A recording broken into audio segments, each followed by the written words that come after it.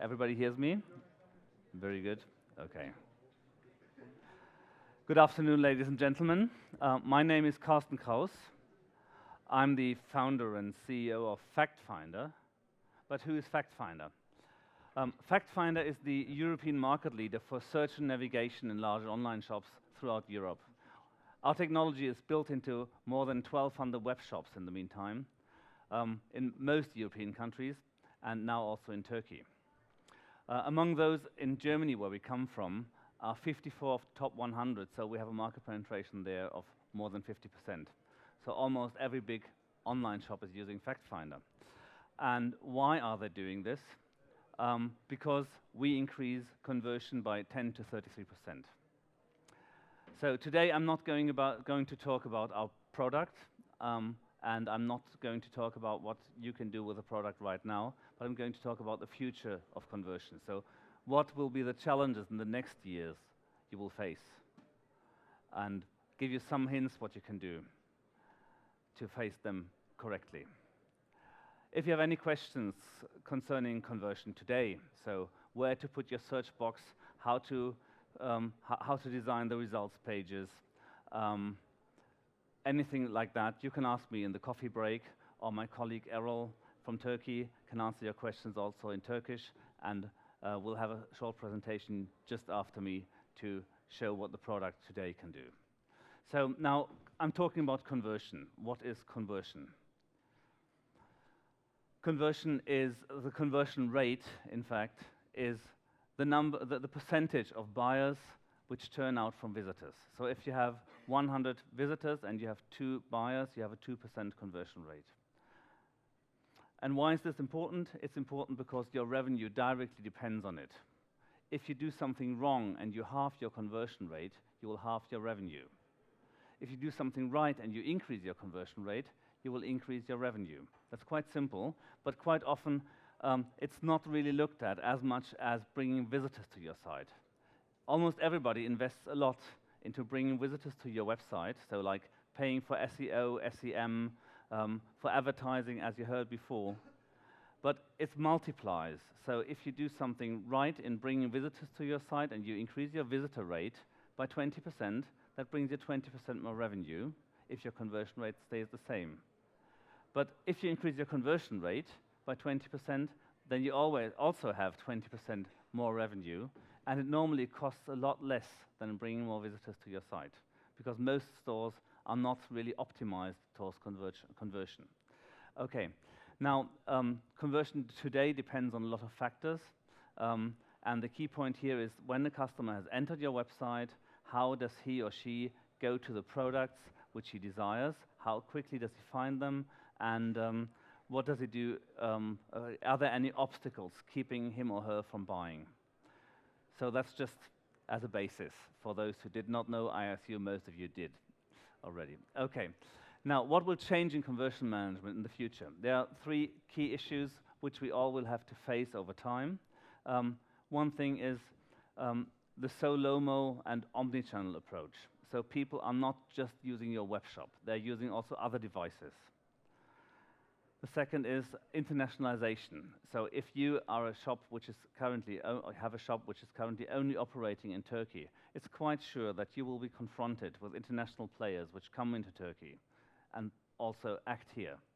And the third thing is search will become semantic. That's something which directly goes to our technology, and search currently is different from what it will be in the future, and I can tell something about that later on as well.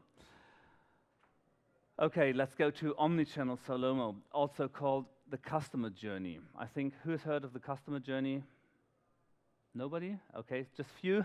Okay, hasn't it been a keyword here on this conference, customer journey, so far? No, it's a keyword on many conferences. So customer journey, customers are not just going to your web shop, seeing something, buying it, but they go from one place to the other until they take a final decision. And the question is this new?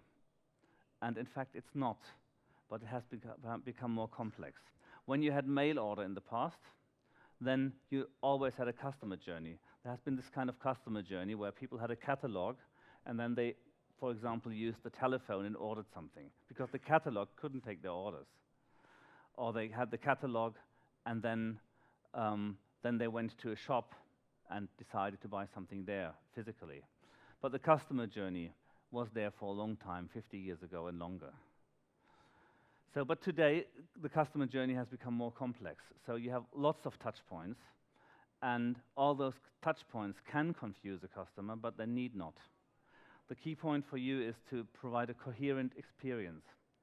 Coherent means that everything feels the same. It doesn't mean it has to operate in the same way. It doesn't mean it has to look the same, but it has to be coherent so that people feel at home with it. So whether they're in your store, in your physical store, here like this, or they're on your website, or they're on your iPad app, they have to feel at home. They have to see this is the brand I trust, this is the brand where I want to buy. And if you provide this coherent experience, it does one thing. It builds up trust. When you have a web shop which looks differently or which has different offers, and people are not sure whether they get the same offers as maybe in your physical store where you might have some sell-out items, then people will maybe not buy on your online shop. They might discover something, but they will go somewhere else. If they don't trust that they get the best price, the same kind of delivery, the same quality, at every touch point, the trust will go down and you will sell less. Your conversion will drop. And very important is that it does not mean that everything has to be identical. It's obvious that the telephone experience is not the same as a web shop experience, but it's not obvious for most that an experience on the iPad is different or could be different from that on a PC. But I believe it should be. It should be different, but it should be coherent, because the iPad is used in a different mode. People are sitting on their sofa and browsing an iPad catalog. And a typical web store is not the kind of catalog you would like to browse when you sit on your sofa. This is something which is quite as in business, where you sit in front of your desk and you have to do something. That's web shopping. And browsing a catalog is different. It's emotional, etc. So, and I think especially the tablet commerce will become very important, but also probably TVs with internet connection will come up quite a lot in the next years. 3 years ago, when the first iPad came out, I predicted that in 2015 the tablet commerce will be stronger than the PC-based B2C e-commerce. I said this on a number of conferences in Germany and Britain, and I think I was wrong. I think it will be in 2016. But I'm quite sure it will happen. So I predicted 4% for this year in Europe, and it's rather to be 2% this year, tablet commerce. But it will grow, and what you see here is that the numbers of iPad owners in the US, I have not found any statistics on Europe. The number of iPad owners grows tremendously, and owning one does not mean that you use it for shopping in the beginning. Just as the internet. When you started on the internet, you didn't use it for shopping. You used it for looking up things, browsing, surfing, etc. And later on, you suddenly, slowly built up trust, and you used it for shopping more. So to double the rate of e-commerce on the iPad does not require a doubling in the number of iPads sold. So I still believe that it will be stronger than PC-based e-commerce in today, I say 2016. Okay. There's a number of tips for how to build an iPad shop, but don't go for those things. This is one of the important things. Many buttons are too small when you just have your website on the iPad, too small to click with fingers, and people feel it are not very happy with the experience. But there's lots of other tips, and if you download the slides later on, you can read them. Okay, internationalization. What does it have to do with conversion? Internationalization has a lot of cultural aspects. So another country does not just mean, well, of course, the most important point is that internationalization is about logistics. How do you ship goods to other countries? Do you have to build up a store there? Do you have to build up delivery? Which carrier do you take, etc.? Then there are different laws in other countries. But also, culture is very important. And when you do not, when you're not coherent with the culture in each country, you will probably sell a lot less. So, and one of the parts of culture is the language. And when you go to India, when you go to China, etc., then you should also take care of the local languages, and that influences our technology because we have prepared our technology to work with all languages in the world. And so our similarity technology, for example, can also take into account the optical similarities between Chinese characters. So if somebody would just forget one line, it would still be similar, and we would find it. Okay, internationalization, and the next part, semantic. Search will become semantic. What does it mean?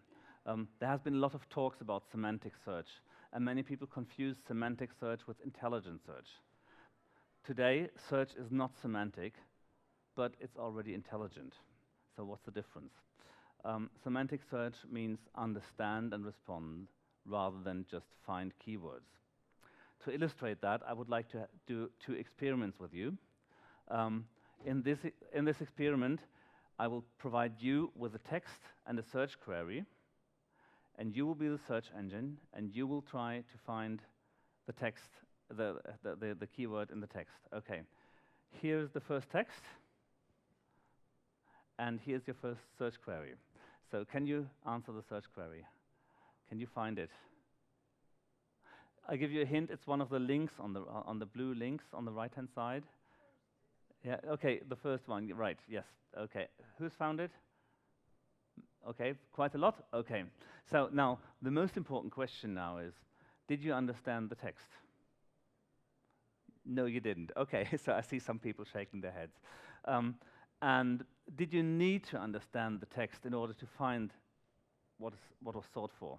No, it's not necessary. And this is how search engines work today. This is how our classical fact finder works.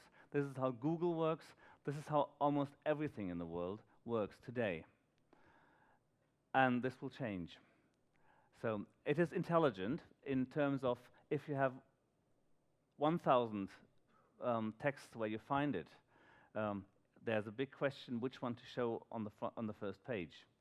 If something is misspelled, can you find it? All this is intelligence, but it's not semantics. It's not understanding. Now, here's the second experiment, and here is the second text, the second search query. Yeah, Ferrari, somebody said. Okay, right.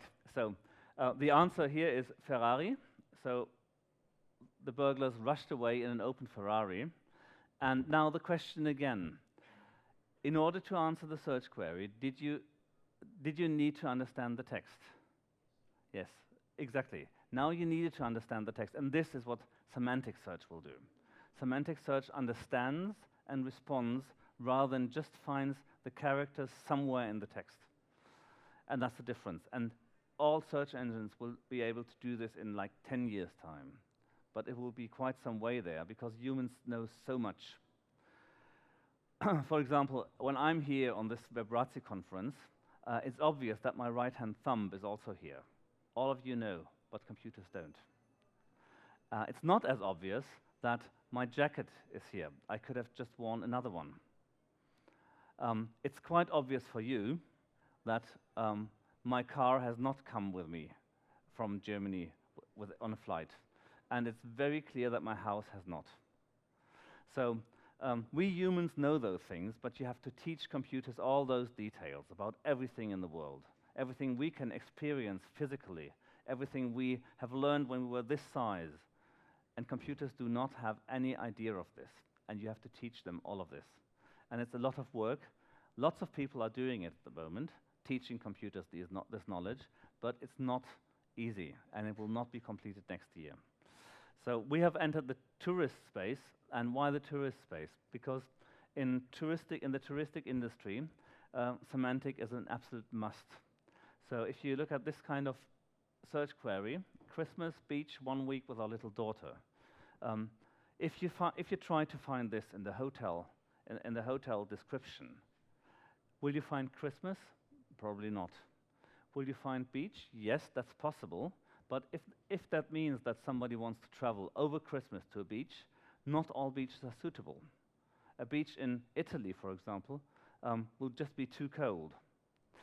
And our little daughter will probably not be in the hotel description, but it's very important for the people who travel there. So, in the travel industry, the things you ask a travel agent have to be understood so that he or she can give you some recommendation for your holiday. So this means a lot. And for example, with our daughter, the word "our" has a meaning. It means that probably 2 adults are traveling. In Germany, many women travel with their children alone without a husband. And so if it would be my daughter, then maybe there would be just one person, one adult traveling with a child, and so on, up to a lot of things that little daughter means. So you have to understand what it means for parents traveling with children, what kind of things the hotel should offer. So, and all this has to be put into knowledge. And this has taken us about 1 year with 3 touristic experts to put all the touristic knowledge into that.